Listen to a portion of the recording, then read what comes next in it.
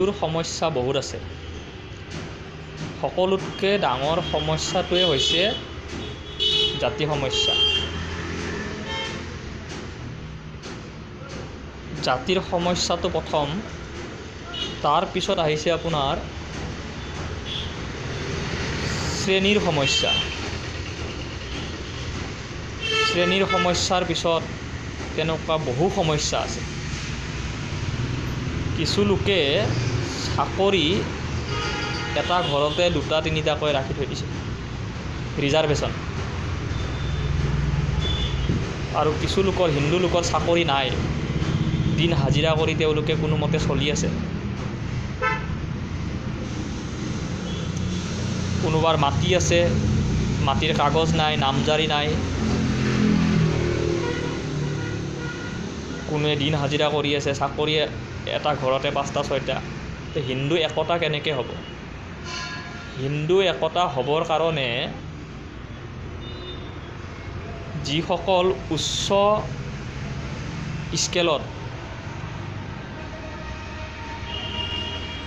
জীৱন যাপন কৰি আছে, সেইসকলে প্ৰথমতে তলৰ সেই হিন্দুখিনিক, মানে তলৰ বুলি ক'লে মোৰ ভুল হ'ব, যিখিনি মানে যিহেতু উপাৰ্জনৰ ৰাস্তাটো কম, তেওঁলোকক অলপ ভালকৈ চালে ভাল আছিল। হিন্দু একতা কৰাৰ ইমান সহজ কথা নহয়, কাৰণ জাতি বহুত। সকলোৱে কথাটো ভাবি চাব, ভাবি চাই জনাব যে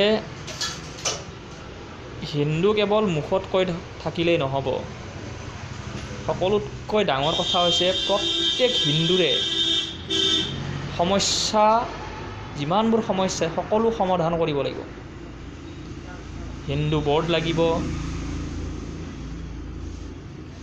হিন্দু হস্পিটেল লাগিব, বিদ্যালয় লাগিব, কলেজ লাগিব, সকলো যিমান য'ত যি আছে সকলো লাগিব। কেৱল পূজা পাতাল কৰিলোঁ মই হিন্দু, সেইখিনিতে সমাপ্ত কৰিলে নহ'ব। হিন্দু কেৱল এটা সময়ত ক'লে নহ'ব, সকলোৱে মানি লৈ ত্যাগ দিব পাৰিব লাগিব।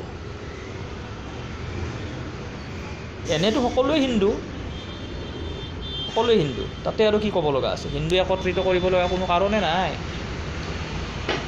হিন্দু যিমানবোৰ সমস্যাবিলাক সমাধান কৰক। মাটিৰ সমস্যা আছে, মাটি মানে ভূমি, ঘৰ নাই, কিছুমানৰ ঘৰ আছে,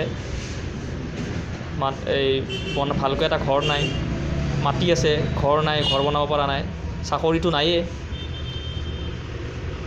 চাকৰি মানে আছে, কেনেকুৱা আছে? এটা ঘৰত 5টা 6টা, আৰু যাৰ ঘৰত নায়েই। গতিকে যিবিলাক মানুহৰ চাকৰি নাই, সেইবিলাক মানুহক প্ৰথমতে চাওঁ। ধন্যবাদ।